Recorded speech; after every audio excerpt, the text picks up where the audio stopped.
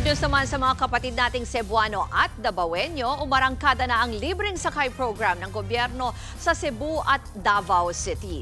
At live mula sa Davao City, nasa frontline ng balitang yan si Bril Montalvo. Bril, ano ba ang ruta at kailan pwedeng mag-avail niya ang libreng sakay?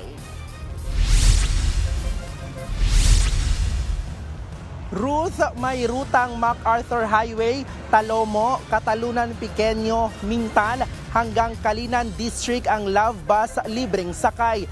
Bibiyahe ito tuwing peak hours mula alas 6 hanggang alas 9 ng umaga at alas 5 ng hapon hanggang alas 8 ng gabi. Formal nang inilunsad dito sa Davao City ngayong araw ang Love Bus libreng sakay program ng Department of Transportation. Pinangunahan ito mismo ni DOTR Secretary Vince Dizon at Department of Budget and Management Secretary Amina Pangandaman. Unang sinimulan ang nasabing programa noong taong 1970s at muling ni-revive ngayon sa administrasyon ni Pangulong Bongbong Marcos. Kasabay rin ngayong araw ang paglulunsad sa libreng sakay sa Cebu na nauna nang isinagawa sa Metro Manila. Layo ng programa na mabibigyan ng libre, ligtas at maginhawang paglalakbay ang mga commuter.